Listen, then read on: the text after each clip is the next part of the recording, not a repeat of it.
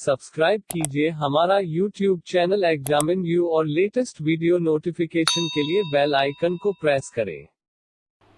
नमस्कार साथियों, welcome to examine you, learning today leading tomorrow. तो दोस्तों, सुबह के बज चुके हैं 5 और आज 25 अप्रैल के करंट अफेयर के साथ हम आपके सामने हैं। दोस्तों, कल मैंने आपको एक क्वेश्चन दिया था कि हाल ही में किस राज्य को आधिकारिक रूप से कोरोना मुक्त घोषित कर दिया गया है। तो दोस्तों, ये हमारा पहला राज्य है गोवा। गोवा में बहुत दिनों से कोरोना का एक भी केस नहीं मिला है, जिस कारण से सरकार ने गोवा के लिए कोरोना मुक्त राज्य घोषित किया है। ठीक है, ये दोस्तों एक हमारा टेलीग्राम चैनल है जिसको आप ज्वाइन कर सकते हैं, जहाँ पर आपको आज के करंट अफेयर का PDF और बहुत सारे नोट्स और बुक्स समय समय पर मिल जाएंगे। ठीक है, चलिए शुरू करते हैं आज 25 तारीख का करंट अफेयर। हाल ही में किसने अलग अलग राज्यों में फंसे मजदूरों के लिए SOP जारी की है। दोस्तों, SOP होता क्या है? SOP होता है स्टैंडर्ड ऑपरेटिंग प्रोसीजर। मतलब इसके तहत जो भी मजदूर एक दूसरे राज्यों में फंसे हुए हैं उनको सुरक्षित और नियमों के तहत उनके घर तक पहुंचाना, इसको जारी किया है गृह मंत्रालय ने। अब बात गृह मंत्रालय की है तो हमारे गृह मंत्री कौन है? ये हैं श्री अमित शाह जी। ठीक है, इस बात को ध्यान रखिएगा। आगे चलते हैं। हाल ही में किस देश ने अपना पहला सैन्य उपग्रह नूर सफलतापूर्वक लॉन्च किया? तो दोस्तों, अपना पहला सैन्य उपग्रह सफलतापूर्वक लॉन्च किया है ईरान ने, जिसका नाम क्या है? नूर। तो नूर किसका उपग्रह है? ईरान का, जो कि इसने इसको लॉन्च किया है। ईरान की बात करें तो ईरान की कैपिटल तेहरान है। मुद्रा यहाँ पर रियाल चलती है, ईरानी रियाल। और प्रेसिडेंट यहाँ पर है हसन रूहानी। कौन है? हसन रूहानी। चलिए आगे बढ़ते हैं। नेक्स्ट, वर्ल्ड गेम्स के 2022 संस्करण का नया लोगो हाल ही में जारी किया गया। ये गेम्स कहाँ पर होंगे? दोस्तों, अभी कोरोना वायरस संक्रमण के चलते हुए जो हमारे वर्ल्ड गेम्स होने थे वो इस साल 2021 में होने थे, जिनको अब कैंसिल कर दिया गया है, और जो होने थे अमेरिका के बर्मिंघम शहर में। लेकिन अब ये 7 से 17 जुलाई 2022 को आयोजित किए जाएंगे। इनका कौन सा संस्करण था? इनका 11वां संस्करण था। इसके अलावा इनका बर्मिंघम वर्ल्ड गेम्स 2021 बर्मिंघम नाम था, जिसका नाम भी है वर्ल्ड गेम्स 2022 बर्मिंघम कर दिया गया है। ठीक है, पहली बार इनका आयोजन 1981 में हुआ था। कहाँ हुआ था? सेंटा क्लारा कैलिफोर्निया, USA में। तो ये कहाँ पर होने वाले हैं? अमेरिका में। तो इनका संस्करण और लोगो दोनों, नया लोगो जारी किया है। ये रहा इसका logo. International world games association की बात अगर करें तो इसका मुख्यालय Switzerland Lausanne. Jose Perurena Lopez and CEO हैं इसके जोआचिम गोसो। ठीक है, वो इसके जोस जो हैं अध्यक्ष हैं। ये इसका लोगो है, इसको ध्यान रखिएगा। तो वर्ल्ड गेम्स अमेरिका में होंगे। हाल ही में उरी लेबाइन को किस कंपनी का स्वतंत्र निदेशक नियुक्त किया गया है? दोस्तों, इनको स्वतंत्र निदेशक नियुक्त किया गया है इन्फोसिस का। किसका? इन्फोसिस का। अब बात इन्फोसिस की है तो इसके बारे में कुछ बातें जान लेते हैं। इन्फोसिस के CEO कौन है? मिस्टर सलिल पारिक। और इन्फोसिस का मुख्यालय है बेंगलुरु में। मुख्यालय थोड़ा सा मिसप्रिंट हो गया है, वो मुख्यालय है। ठीक है, ये होगा बेंगलुरु में। हाल ही में नई डिजिटल करेंसी DC/EP लॉन्च की है। डिजिटल करेंसी और EP, इसको लॉन्च किसने किया है? दोस्तों, इसको लॉन्च किया है चाइना ने। अब चाइना की बात करें तो चाइना की राजधानी बीजिंग। मुद्रा यहाँ पर रेनमी चलती है। राष्ट्रपति यहाँ के कौन है? जिनपिंग है। ठीक है, वर्ल्ड प्रेस फ्रीडम इंडेक्स में शीर्ष स्थान पर कौन रहा? तो दोस्तों, वर्ल्ड प्रेस फ्रीडम इंडेक्स में पिछले वर्ष की भांति इस वर्ष भी नॉर्वे ही पहले स्थान पर रहा है। किस स्थान पर रहा है नॉर्वे? नॉर्वे पहले स्थान पर रहा है। बात करें तो फिनलैंड दूसरे पर, डेनमार्क तीसरे स्थान पर रहा है। भारत हमारा रहा है 142 स्थान पर, जिसकी पिछली वर्ष रैंकिंग 140 थी। मतलब भारत 2 स्थान और नीचे लुढ़क गया। और अंतिम स्थिति रही है उत्तर कोरिया की, जो कि टोटल 180 देशों का सर्वे था, अर्थात उत्तर कोरिया जो है उसमें 180 रैंक प्राप्त की है। ठीक है, तो भारत में वैसे भी जर्नलिज्म को लेकर बहुत समस्या है। हम लोग जानते हैं पत्रकार हमारे यहाँ सुरक्षित नहीं है, और पत्रकारिता, अच्छे स्तर की पत्रकारिता तो बिल्कुल जैसे समाप्त ही हो चुकी है। तो इसी कारण भारत की रैंक इस साल 142 रही है। विश्व पुस्तक दिवस के अवसर पर माई बुक माई फ्रेंड अभियान किसके द्वारा शुरू किया गया? दोस्तों, कल विश्व पुस्तक दिवस था, तो जिसके अवसर पर हमारे MHRD मिनिस्टर रमेश पोखरियाल निशंक जी, इन्होंने माई बुक माई फ्रेंड अभियान को लॉन्च किया।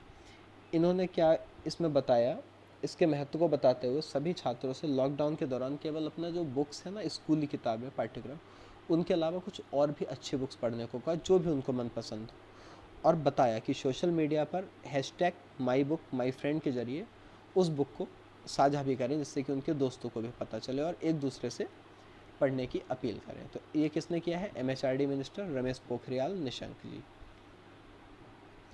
हाल ही में उषा गांगुली जी का निधन हो गया। वह एक थी, दोस्तों, उषा गांगुली जी जो थी, ये एक बहुत ही प्रसिद्ध रंगमंच की कलाकार थी। ठीक है, इनके बारे में कुछ चीज़ें मैंने बता दी। 1998 में संगीत नाटक अकादमी पुरस्कार इनको मिला था, और पश्चिम बंगाल द्वारा गुड़िया घर नाटक के लिए इन्हें सर्वश्रेष्ठ अभिनेत्री का भी पुरस्कार मिला था। ठीक है, इन्होंने पश्चिमी बंगाल में हिंदी थिएटर का जनक ही इन्हें माना जाता है। चूँकि ये वैसे अभिनेत्री भी थी, इन्होंने फिल्म में काम किया, परंतु जो थिएटर आर्टिस्ट होते हैं उनको रंगमंच कलाकार बोला जाता है, और ये उसकी जनक थी, तो इसलिए बेसिकली इनको रंगमंच कलाकार ही माना गया। तो ऑप्शन आएगा तो आंसर रंगमंच कलाकार अर्थात सी होगा।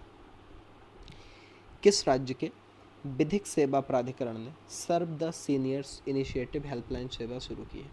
दोस्तों, इसको जम्मू कश्मीर ने प्रारंभ किया है वरिष्ठ नागरिकों के लिए, क्योंकि जो वरिष्ठ नागरिक हैं वो अगर घर से बाहर निकलते हैं तो उनके लिए कोविड-19 से संक्रमण का खतरा युवा नागरिकों की अपेक्षा ज़्यादा है, और कमज़ोर हैं तो उसमें उनको दवा लाने में, किराने का सामान लाने में या ज़रूरी सामान लाने में वो असमर्थ हैं। तो उनकी उद्देश्य से इस हेल्पलाइन को शुरू किया गया, उस पर फ़ोन करके अपनी बात को रख सकते हैं।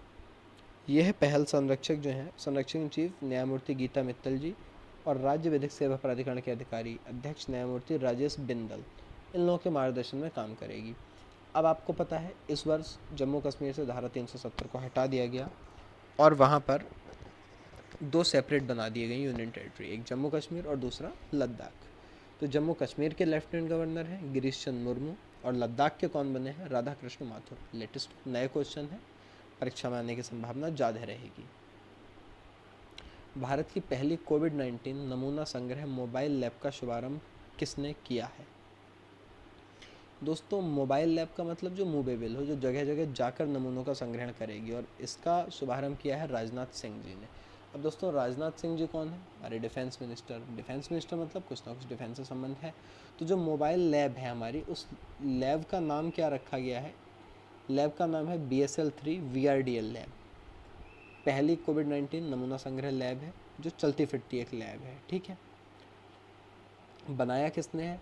रक्षा अनुसंधान विकास संगठन मतलब DRDO, और ESIC जो एम्प्लॉय स्टेट इंश्योरेंस कॉरपोरेशन के जो मेडिकल कॉलेज होते हैं और हॉस्पिटल, जो ESI कार्ड हम लोग यूज़ करते हैं, जिसमें एक लिमिट तक उन हॉस्पिटल्स में इलाज कराना फ्री होता है, जो ESI कार्ड से लिंक होते हैं। ठीक है, यह उन कर्मचारियों को मिलता है जिनकी तनख्वाह मंथली 21,000 रुपये से कम होती है। ठीक है, या फिर कुछ और शर्तें होती हैं, उनको पूरा करने पर मिलता है। तो DRDO, रक्षा अनुसंधान विकास संगठन, और ESIC मेडिकल कॉलेज, इन दोनों, हैदराबाद वाला, इन्होंने मिलकर इसको विकसित किया है, जो कि एक दिन में 1000 से ज़्यादा नमूनों की टेस्टिंग करेगी। DRDO का मुख्यालय नई दिल्ली, और इसके अध्यक्ष इस समय हैं G सतीश रेड्डी। ये प्रश्न बहुत कॉमन है, बहुत आते रहते हैं जब तक अनेक पेपरों में।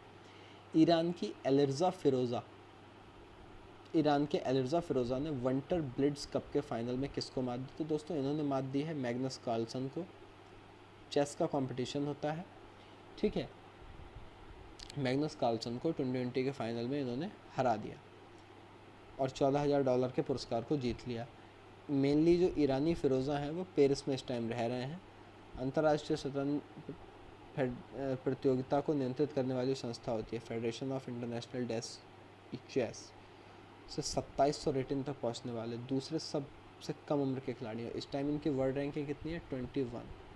ठीक है, ये सारी डिटेल मैं आपके लिए इसलिए लिख देता हूँ कि कई बार क्या होता है, जब हम क्वेश्चन की डिटेल पढ़ते हैं तो हमें वो एक कहानी की तरह लगता है, और कहानी हमें अक्सर याद रहती है। तो इसीलिए मैं ये चीज़ें नीचे लिख देता हूँ, आप इनको पढ़ लिया करें। मैं शॉर्ट में थोड़ा सा एक्सप्लेन कर देता हूँ, डिटेल में इसलिए लिखता हूँ जिससे कि आप पढ़ें। डेली डेली आप चीज़ें पढ़ेंगे तो चीज़ें लिंक होती जाएंगी, है ना। अब जैसे मैं रोज़ अगर यूनेस्को का नाम आता है तो यूनेस्को के हेडक्वार्टर और चीफ का नाम लिख देता हूँ। ऐसा ही मैं सभी मुख्यमंत्रियों के साथ करता हूँ जो राज्यों के हैं, या देश हैं तो उनके प्रेसिडेंट, कैपिटल करेंसी लिख देता हूँ। इससे क्या होता है कि जब हम बार बार डेली वही देश 2-3 दिन में रिपीट होते रहते हैं, बार बार उन चीज़ों को पढ़ते हैं, तो हमारे माइंड में एकदम सेट होने लगते हैं कि अच्छा ईरान, ओके, हसन रूहानी, ऐसे करके आप जैसे ही नाम आएगा तो तुरंत याद होगा। बस इसके लिए करना ये है, आप डेली जुड़े रहिए। आप अगर डेली लेक्चर देखेंगे तो डेली आपको चीज़ें याद होंगी। चलिए आगे बढ़ते हैं। हाल ही में किस देश में भारतीय उच्चायोग ने व्यापार संवर्धन पर वेबिनार का आयोजन किया है? तो दोस्तों यह किया है बांग्लादेश में। जैसे बांग्लादेश की बात आई, मैं आपको बता चुका हूँ, प्रधानमंत्री शेख हसीना, राजधानी ढाका, मुद्रा टका, अभी मैंने 2-3 दिन पहले भी बताई थी, ठीक है। तो ये क्या हुआ है, बांग्लादेश में स्थित भारतीय उच्चायोग और भारतीय Bangladesh chambers of commerce industry, इन्होंने एक वेब सेमिनार का आयोजन किया, जिसमें भारत के उच्चायुक्त रीवा गांगुली दास ने भारत की ओर से और बांग्लादेश के बहुत सारे कारोबार जगत के प्रतिनिधियों ने कोरोना महामारी के चलते जो आर्थिक प्रॉब्लम हो रही है, आर्थिक परिदृश्य, उसके लिए अपने अपने विचार साझा किए ताकि आर्थिक समस्याओं से कैसे निपटा जाए। अप्था मित्र ऐप और हेल्पलाइन नंबर की किस राज्य ने लॉन्च किया? अब दोस्तों देखिए, परसों मैंने आपको बताया था कि हिमाचल प्रदेश ने एक ऐप लॉन्च किया था, ई संजीवनी ओपीडी, ठीक है।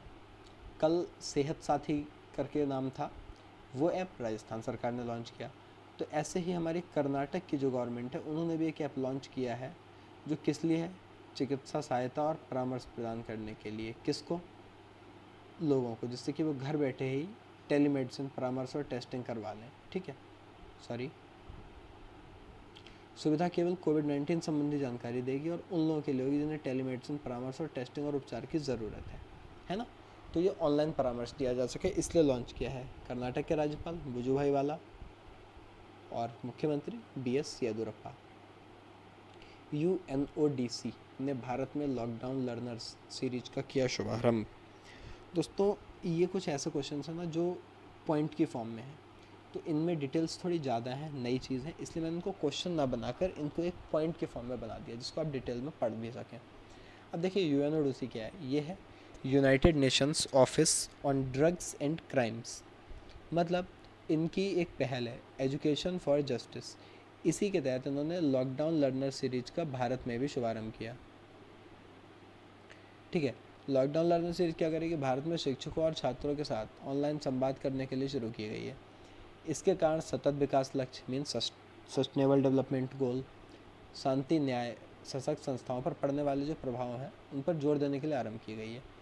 और जो संयुक्त राष्ट्र संघ ड्रग्स और अपराधों का जो कार्यालय है, उसके महानिदेशक हैं घड़ा फती वाले। देखिए दोस्तों, अब एक बात, वैसे तो नाम कम सुना हुआ है, लेकिन यूनाइटेड नेशंस का नाम है, पहली बार सुना गया है। जल्दी यूनेस्को, यूनाइटेड नेशंस, है ना, United Nation environmental programme, UNDP, इन सब की चर्चा तो जब तक होती रहती है, बट ये जो संस्था है कम सुनने में आती है, इसलिए अब इम्पॉर्टेंट हो गई है, ठीक, क्योंकि इसने भारत में कुछ किया है, तो इसका क्वेश्चन बनना भी लाजमी है। अब 24 अप्रैल को मनाए जाने वाले दिवस, दोस्तों कल 24 अप्रैल को 2 दिवस मनाए गए। पहला, राष्ट्रीय पंचायती राज दिवस। ये क्या था, पंचायती राज व्यवस्था आपको पता है 73वें संविधान संशोधन 1992 के थ्रू लागू की गई थी, ठीक है। और हमारे पंचायती राज मंत्री कौन है, नरेंद्र सिंह तोमर। अब बात करते हैं ये है मनाते क्यों हैं। क्या था कि पंचायती राज मंत्रालय द्वारा पंचायती राज दिवस, या दूसरा नाम है राष्ट्रीय स्थानीय स्वशासन दिवस, यह आयोजन किया जाता है। पहली बार ये कब किया गया था, 2010 में, ठीक है। चूँकि 1992 के संविधान संशोधन 73वें के तहत ये लागू हुआ था और 24 अप्रैल 1993 के दिन से स्टार्ट हो गया था, इसीलिए 24 अप्रैल के लिए इस दिवस को मनाया जाता है। कल मोदी जी ने एक ऐप भी लॉन्च किया है, एकीकृत ई ग्राम समाज पोर्टल और मोबाइल ऐप दोनों लॉन्च किए हैं। और नाम क्या है, एकीकृत ई ग्राम समाज पोर्टल। ये क्या करेगा, राज मंत्रालय, पंचायती राज मंत्रालय की एक पहल है जो ग्राम पंचायतों को अपनी जो ग्राम पंचायत विकास योजना होती है उसे तैयार करने के लिए एक इंटरफेस प्रदान देगा, जिससे कि जो ग्राम पंचायतों को अपनी योजनाएं बनानी है उनमें उनको दिक्कत ना हो, ठीक है। इसलिए ये लॉन्च किया गया है। चलिए, शांति के लिए बहुपक्षीयता एवं कूटनीति हेतु अंतर्राष्ट्रीय दिवस, यह क्या है? International day of multilateralism and diplomacy for piece. ठीक है, इस चीज़ के लिए दिवस है, ये दुनिया भर में मनाया गया। पहली बार शांति के लिए बहुपक्षीयता कूटनीति हेतु अंतर्राष्ट्रीय दिवस, यह 24 अप्रैल 2019 को मनाया गया था। किसके द्वारा? यूनाइटेड नेशंस के द्वारा। यूनाइटेड नेशंस की बात आ गई तो इसके सचिव एंटोनियो गुटरेस। ठीक है, संयुक्त राष्ट्र महासभा ने इस दिन की घोषणा बहुपक्षीयता कूटनीति हेतु अंतर्राष्ट्रीय सहयोग के मूल्यों को संरक्षित करने के लिए संयुक्त राष्ट्र के जो तीनों स्तंभ हैं, शांति और सुरक्षा, विकास और मानवाधिकार को बढ़ावा और सहयोग देने के लिए की थी। ठीक है, तो ध्यान रखिएगा। Question of the day, answer आपको कमेंट बॉक्स में देना ही होगा। राज्यसभा सांसद रहे बसंत दास का निधन हो गया। वे किस राज्य से सांसद थे? संसद ने, सॉरी, ये सांसद होगा यहाँ पर। तो वो किस राज्य से सांसद थे ये आपको बताना है। 4 ऑप्शन आपके सामने हैं। तो दोस्तों, आपको ये करंट अफेयर कैसा लगता है प्लीज़ कमेंट बॉक्स में लिख के बताइए। और अगर वीडियो पसंद आता है तो लाइक कीजिए, शेयर कीजिए। और हाँ, अगर आप चाहते हैं कि मैं करंट अफेयर के स्टाइल में, करंट अफेयर को पढ़ाने के तरीके में, या मैं क्वेश्चंस की फॉर्म में लाता हूँ, तो मैं इसमें क्या चेंज कर सकता हूँ जिससे आप लोगों को कुछ बेहतर मिले, मैं भी इस पर विचार कर रहा हूँ। बट आप लोगों के अगर कोई सुझाव हैं तो प्लीज़ आप कमेंट बॉक्स में दीजिएगा, जिससे मैं इसमें और इम्प्रूवमेंट कर सकूँ, ताकि आपको और लाभ प्राप्त हो। ठीक है, तो थैंक्स फॉर वॉचिंग। वीडियो को लाइक कीजिए, शेयर कीजिए दोस्तों।